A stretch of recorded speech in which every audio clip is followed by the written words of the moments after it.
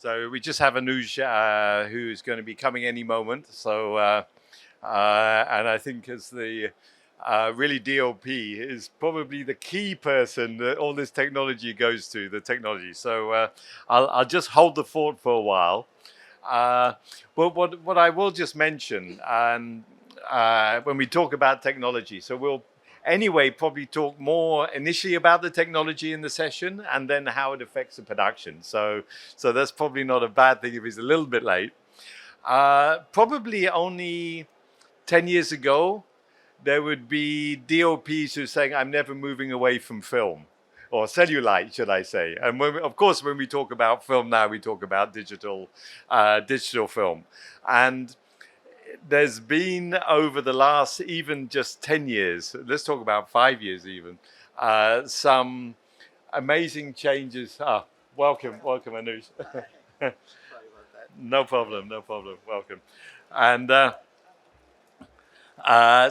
there's been some really astounding changes when we talk about the workflow from the technology, and we will go through them anyway. So I have some, let's say, questions. I will direct it at people, and then if the others also want to speak, just put your hand up and speak. So and the direction can go in any way. But first question actually is to Jay on the technology side, and really for the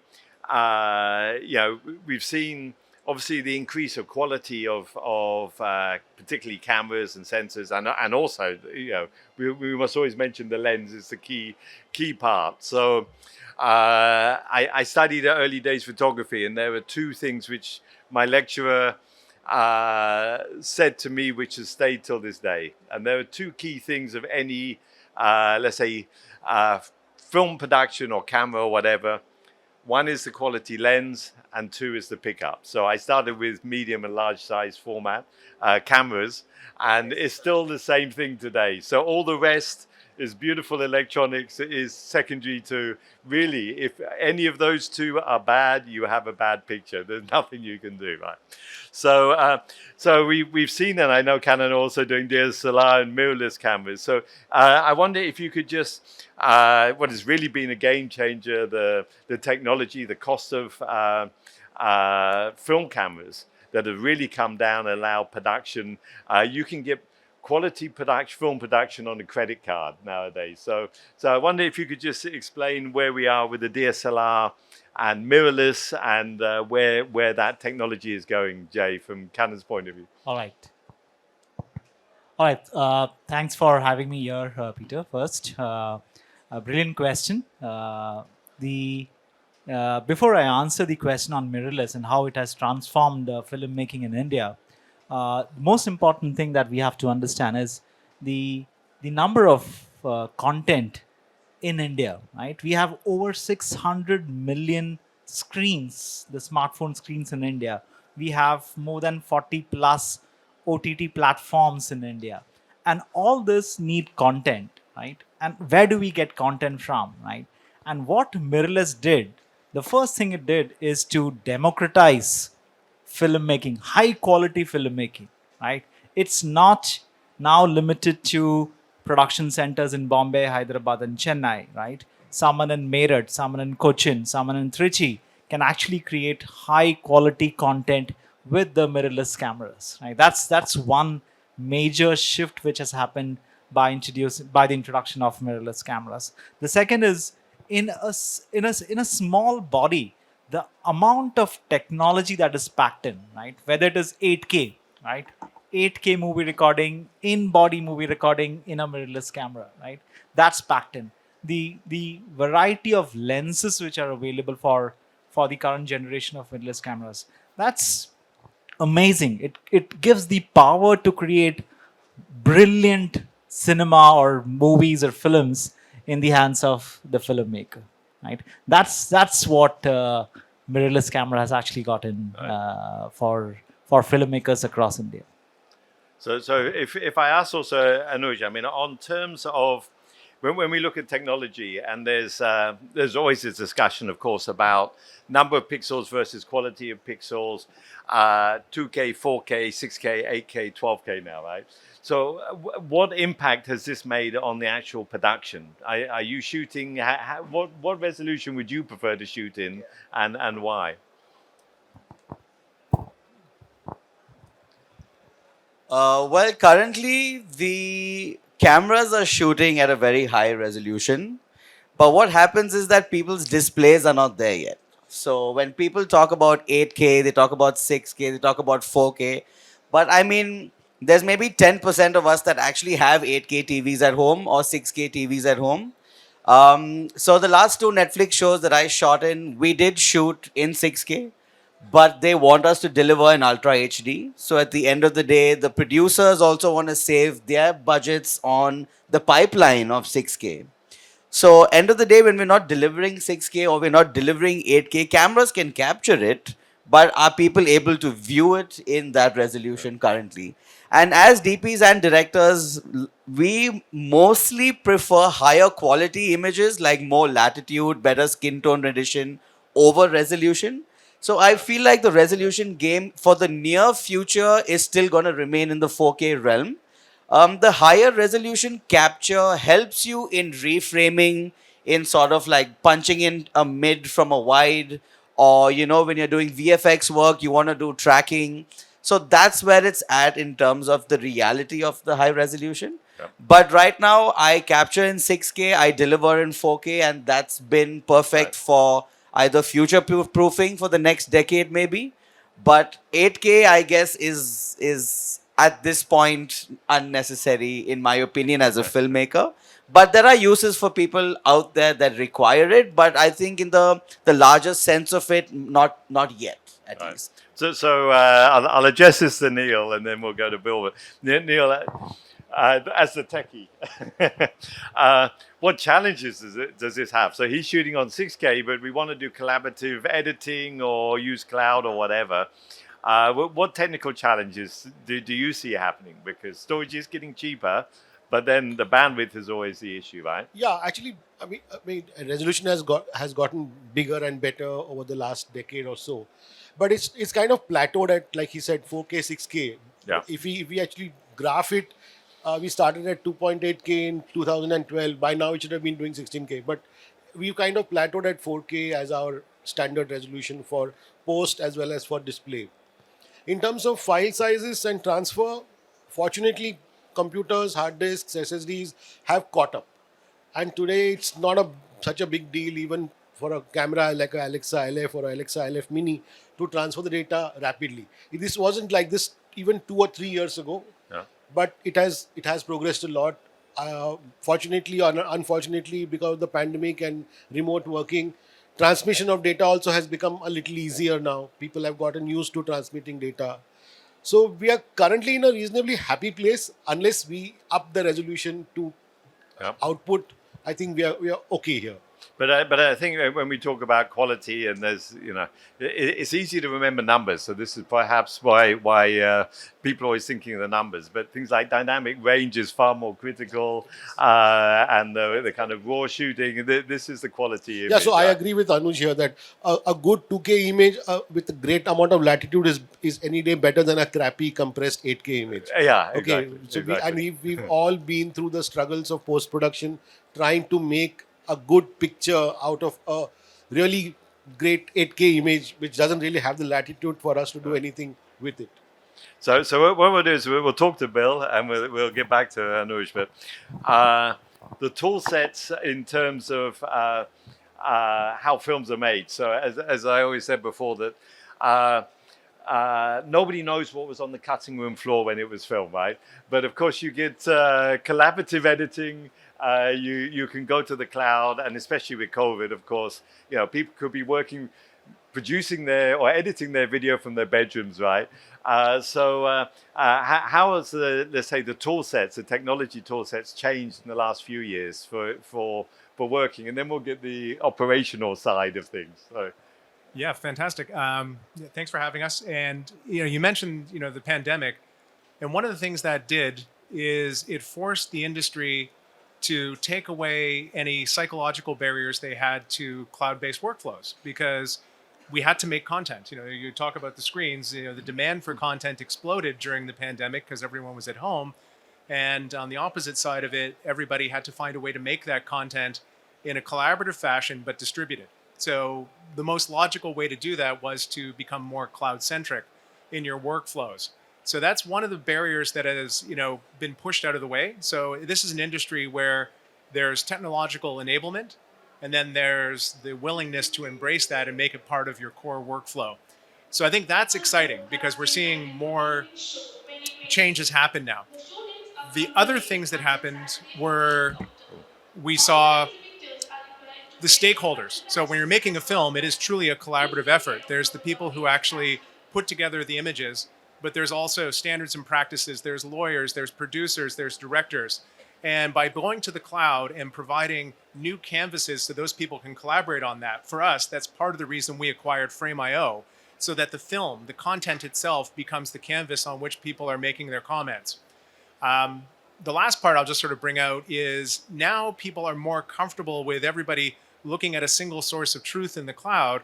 Is we're looking at production efficiencies. So as we start to look at these amazing breakthroughs in the cameras, part of the challenge when you're making a film is quite often you may be shooting in some corner of the earth or some corner of India, which is not connected. But we're at the cusp of that going away. With low Earth orbit satellites, connectivity is becoming truly global, high speed and low latency. So we're now seeing the next wave of technology come in, which is an enabler, which is camera to cloud.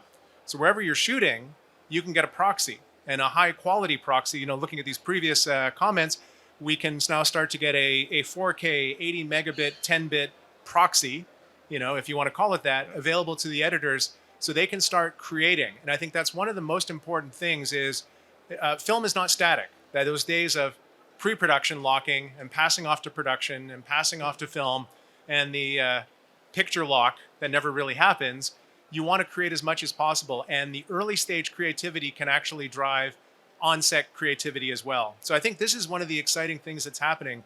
The technology is enabling more collaboration and different and new workflows to emerge. But Anuj, I mean, in terms of if everybody can see what you're shooting and there's already editing before you finish the set, right? How does this change, your way of working? Is it easier or harder? It's actually been extremely tough for me because Netflix has a mandate to deliver in an HDR workflow right now. So only advertising is still in SDR. So when we are doing our OTT platforms, there were no displays on hand for me to watch what my colorist was grading. So basically, I was shooting. We would see proxies. Netflix has a software called Pix. So Pix is where you get an account and you can watch your footage and your dailies. But then when your colorist is grading, he has a 30 lakh HDR monitor, 1000 nit, and he's seeing something completely different. I'm at home and I'm getting an SDR version of HDR that's maybe 60% of what it's supposed to look like. So then we were really struggling at that point. But when I was doing my advertising, it was way easier because SDR pipelines in the pandemic were much easier to sort out. But then Frame.io came out with an 8-bit HDR version where they could show you that. That really helped us.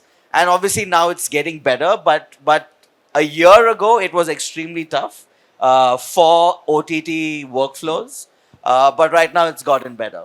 Yeah. And I mean, I'll I do have a question for you, Neil, as well. That this also poses. I mean, first thing what I'll say is a couple of things about Netflix, and in terms of obviously a streaming channel, how they govern very much what you're allowed to shoot on and how you're allowed to shoot and so forth. And of course, it's always very transparent that on their movies they know which movies are successful, which actors are great, or whatever. So, but in terms of filming, and as a techie, let's say, this creates another problem of, let's say, security, of material security, and what's going on. If you've got a movie and you've got 10 people who are watching what's going on, how do you kind of govern that security? Yeah, so like Bill mentioned, see, at the time of the pandemic, when in March 2020, just a week before the world closed down, we were actually shooting in Jaipur, and at that point in time, the internet was a bad word as far as film shooting is concerned. No Yeah. machines were connected to the internet. We were not allowed to send anything by email. It was all very Yeah. tight. Just a week after that, people were asking, "How can I send this on the internet now?" Because everybody is at home, and uh, yeah, so we've been, and now it's come to the point where I'm going to start shooting a film tomorrow, and we've already set it up so that as soon as the shoot is done and the camera cards are transferred, it's going to be transferred through Frame.io directly to the editing system in Bombay. Okay. So it's now almost like a common thing to send things up and down via the internet.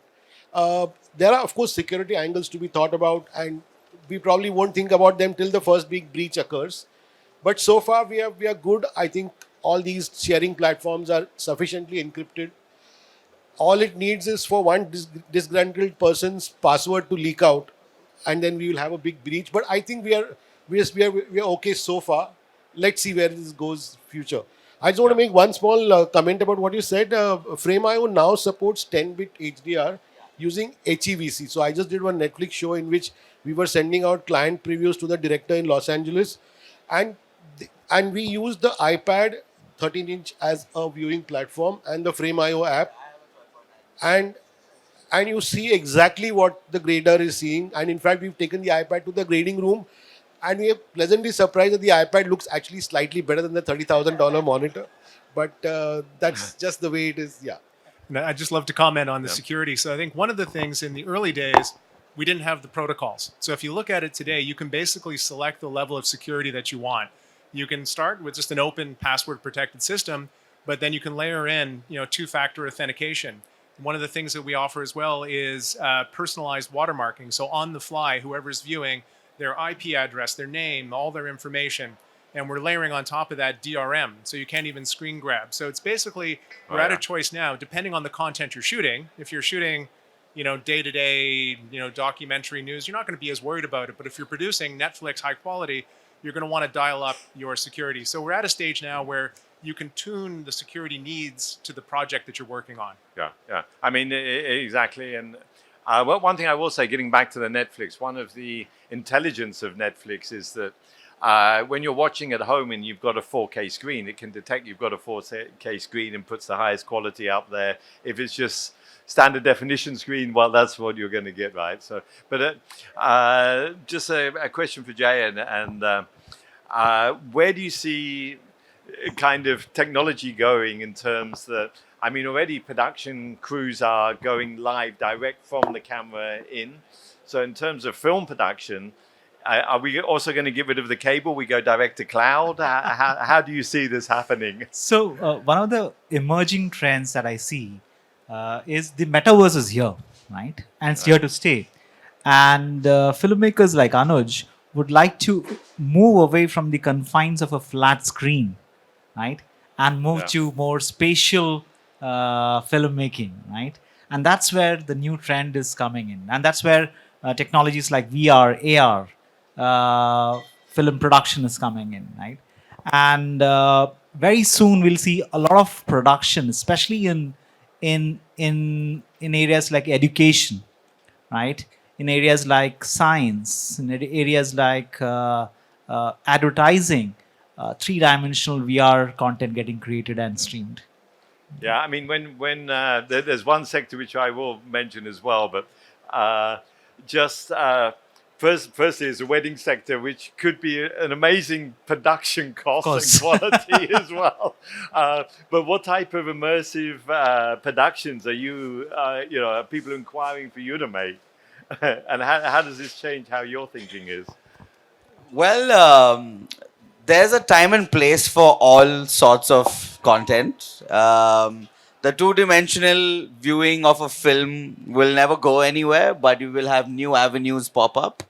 Right now, until people get the right devices to watch this great VR content, it's very niche at the moment, but it's extremely immersive. And the challenges of filmmaking is also so beautiful because you need to reinvent yourself. So there's no such thing as shot taking. Right now, when you shoot for VR, it's directing someone's attention into one place because you're in a completely three-dimensional 360 space. So now when it comes to taking a shot, you need to tell that person to look that way. You can't cut to a shot that way. So that way people need to reinvent how they make films. But I think right now, if I may just say a raise of hands, how many of y'all own VR headsets? So that's one person in a room where we all kind of engage with tech. So I feel like the platform is beautiful, but it needs to become a little bit more affordable for people to get, so especially the devices. But as filmmakers, we are very eager to, get into this world of VR. But then it has to be symbiotic with the people. There needs to be a little bit more demand, I feel, from the public to start creating sort of VR things. But we have done some stuff before in the past, and it's a beautiful space to be in for sure. Yeah, I mean, So- one of the things I went to, and a friend of Neil's is Jürgen Kanderwein, who was in India for some time. He's now based in Singapore, and I saw a project. He's moved more to the AV, but this Singapore Changi experience, and he left me in this room, and they were building it, and I looked up, and there were, I think, something like 25 Panasonic projectors going down with sensors, and the highest resolution of this VR was unbelievable, where it could just track your book that you were going around and stuff like that. So there is, this with this increase in resolution, opportunities of all kinds of let's call it film shooting, but it doesn't have to be for a movie, right? So which is pretty interesting. I mean, I just want to add yeah. on to what Anuj said, okay. an extension of what Anuj said. You're right, Anuj. There's a need for that ecosystem to evolve, right? Both from the content creation and the content viewing stuff. And there's some amazing stuff happening on that side as well. The VR lens, for example, the VR lens and the VR body is so affordable now. It's under 500,000 rupees. Cinema grade 8K VR lens Yeah. is now available at less than 500,000 rupees. So that's is a very promising, especially for filmmakers. It gives them that freedom to expression, the freedom of expression, right? To show content in 3D space. Yeah. All right. Yeah. Back to you. I mean, it's but also if we talk about kind of the technology side, firstly, okay, we talk about 12K, but we shouldn't do a session without talking about HDR and where that's going. Now, HDR, is it all shot on HDR now, or how is the shooting? So HDR shooting has nothing to do while you're actually filming because HDR is a pipeline. It is basically 1,000 nit monitor which has a different sort of a contrast ratio. It's good to have an HDR monitor on set, but right now it's not very affordable to have as a field monitor.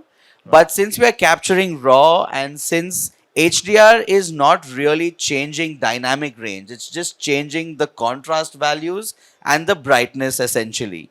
So right now with more common displays coming out with a higher nit value, like when you have your smart TVs coming out with 1,000 nits, your iPads are coming out with that many, your phones are coming out with higher nits. So eventually I think all displays will go into an HDR sort of a workflow.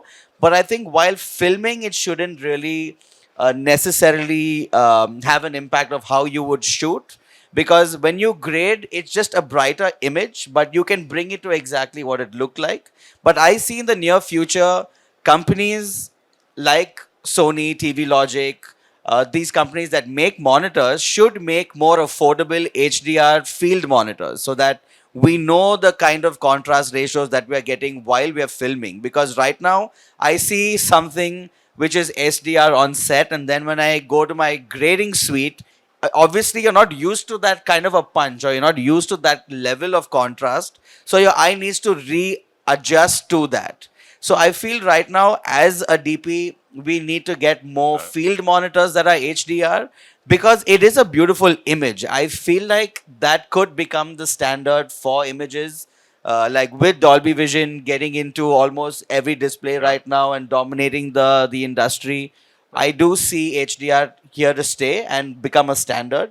But yeah, on set we need to take a step forward to sort of cater to that. But Bill, I mean, in terms of the kind of, let's say, the tools and the workflow. I mean, you hear the issue there, right? That you've got so many different devices, so many ways of watching. How can the kind of editor and the DP or DOP actually see the same that they are seeing on this device, on the big TV screen, on the cinema, and then it's streamed on Netflix, to anything, right? Absolutely, and I think that it was very well put that when you're on set, your main focus is I want to capture as much data as possible, because Right, if you yeah. capture as much data, what that gives you is when you're in your creative suite and you're grading, you now have options, and what you can do is you can use that extended dynamic range to guide the eye, and you can actually use color and light as almost another character. And we all, you don't see this, but you feel it when you're watching a show. The tone, the mood can actually be depressing. It can be uplifting. You can guide the eye. You can actually make to your comment on, even on VR, you can force the eye to look at something and hint as where things are going. So color and light becomes an amazing new character. But you want to master for that best experience for the people who do have the great home monitor. But one of the things that's happened now is we actually are seeing, we've come comfortable with HDR. So tone mapping, taking that envelope, that higher envelope of HDR data and mapping it down to an SDR window and maintaining creative intent is something that is now possible. So I think as creatives, when they come at this challenge, that's what they want to know. I want to deliver my highest quality experience to every single screen. And you're right, it's never been more dynamic, from the lowest cost phone that somebody's watching as they're commuting to work through to their experience at home with a great TV. What you want to make sure is the creative intent is preserved.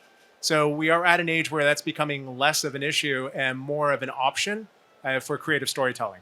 Right. Yeah. I mean, just another question, Bill, and how can your tools? Because one of the really difficult side is the time after the shooting that it takes for the editing, the grading, and so forth. So, do you have like AI tools that are coming on, which will help those the DP achieve what his goals he wants to achieve? Well, in color, AI and ML is a really exciting area, which I think will transform this industry. I don't think in color and light, we haven't seen the same sort of thing come true. But from a storytelling perspective, one of the areas that really excites me is we've had a discussion here about these cameras being connected to the cloud. And, we all are talking about digital capture, but the intrinsic metadata you walk away with is we know the place, we know the time, and we have a file name. None of those are extremely creative. But we're at the dawn now of being able to use AI and ML at an effective level to do things like speech to text, to do things like object detection, and even to understand cinematography. So we can now actually say, this is a two-shot, this is a dolly, this is a crane. And that's the way that creatives think. So we start to get into a world that almost immediately after things have been shot, creatives should be able to say, show me the two-shot with a car, that type of thing. And that's the way the creative mind works. And the other thing which I get excited about, and this is definitely a future, a direction that we're exploring more in our research side, is as the person starts to craft together a story with those clips that contain metadata, they're actually creating a new context. And that context can actually inform. And one of the challenges you have as an editor, as an ex-editor, I sometimes say as a technologist, I'm solving my problems from 1980. It enables you to think in different ways. If the AIs can then maybe suggest other shots or other takes or other angles and automatically associate it as an option. So we never want to take away creative control, but what you want is the AI and ML being a creative muse, encouraging you to explore new directions. Because as a creative, you never know what the path is. It will reveal itself through experimentation and through ideas and collaboration. And AI is just another collaborator or another voice to listen to or not. Yeah. I mean, Neil, this all creates problems for you as a techie, because now you've got raw cameras coming off the set with a lot of data. Is there the bandwidth? Is there the funnels what kind of challenges do you get for working with all this data, storing it and making it easy for the DOP and the editors or whatever to use that. So, like Bill said, AI. We are actually already using AI in many ways. It definitely will first start coming up in the metadata, Yeah, mundane metadata, yeah, and this is it's key. already we have. For example, we are already using AI to find all the shots of a particular actor and put them together. That's Yeah. something that we're already doing. So that's there. It and AI has gotten to that point where it's so good it can even spot one small side actor in a far away in the frame. So it's gotten pretty good. It's reasonably predictable. One good thing about AI is that machine learning and AI is predictable. Okay, you Yeah. can predict. Human learning is not predictable, and that's what we're now realizing because we have machine learning. So Yeah. I welcome this move to AI because it's predictable. As somebody who's been a trainer, a teacher, I can tell you it's harder to teach humans than it is to teach machines. Okay. Yeah, please do. Please do. There's actually something that we all need to also understand is our friend called compression. So earlier, when we used to shoot raw at like 6K or 8K, that data was extremely heavy in Yeah. terms of your size. But right now, with Sony and Red and Canon and all these companies, they are giving you a compression version of that RAW, which honestly you can't tell the difference anymore between the complete RAW and that slightly compressed RAW. So when I shoot a lot on the Sony Venice. So at 6K, you have two options. You have an XT option and an ST option. Now the ST option and the XT option, if I showed even a professional, they wouldn't be able to tell the difference. But the file sizes are significantly smaller.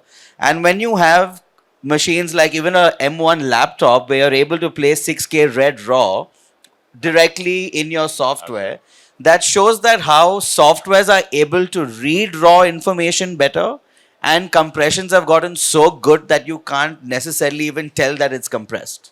Yeah. So this kind of helps in the workflow and the pipeline also, apart from AI, and I feel like that's some feedback I've gotten from my post teams as well. Okay, great. Well, you keep the mic. Well, what we'll do is we're in the last 5 minutes, so I'd like to give you all a minute just to answer the question from your perspectives. Let's talk 5 years, 10 years. Where do you see your, let's say, job or your workflow changing in the next 5 year, 10 years? Well, it's just a discussion I was having with a friend 2 nights ago over a drink. Was that, do you think that we're all going to be framing and shooting films in 9:16? That is like one huge issue Yeah. right now, because when we're doing films and ads, everyone wants 1:1, they want 9:16, they want 16:9. I think one thing would be is how we start framing images, because people are too lazy to just swap their phone to the side.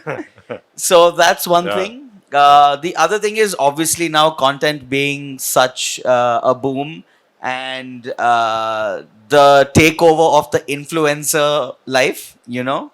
Right now, the creatives are more, so it kind of pushes you to start thinking differently. I see technology getting cheaper. I see it getting smaller. I see it getting easier. In a way, it's Yeah. scary, but it's also fantastic for the people that want to create it, you know.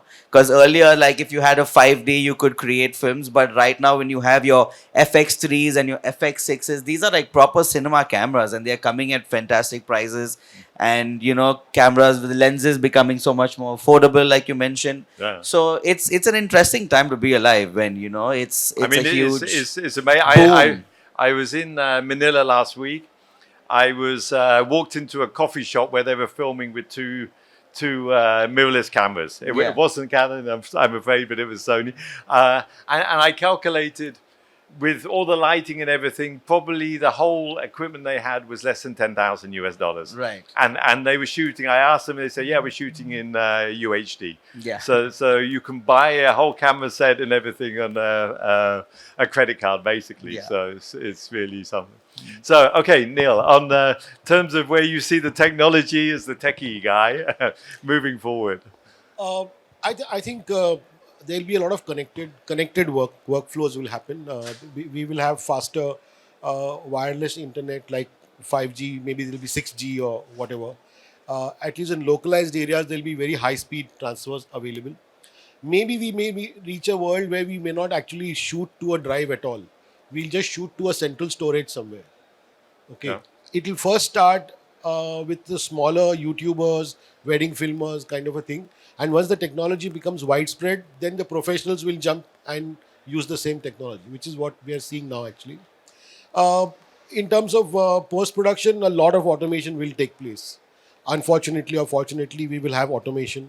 There'll be large amounts of automation in sound recording. Already, we have 32-bit sound recording, which kind of doesn't really require any level control at the shooting stage. So I think that thing will progress further, at least for the amateurs and prosumers. Maybe professionals will require humans there.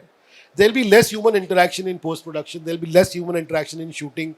There'll be less human interaction in data transfer, data movement. It will get very very automated, and you'll have an exhibition like this, Broadcast India, where there'll be lots of automation stalls that tell you about how you can automate anything. Right. Not all automation are going to take people away, because I It's- shoot with a motion controlled robot called the Bolt. So all the grips were like, oh, we've taken away the dolly's job. I was like, but it still takes 5 people to run that robot. You know what I mean? So it's still Exactly. where there's someone gone, like, there was another meme that I saw, back in the day where you had a Tyler mount on a chopper.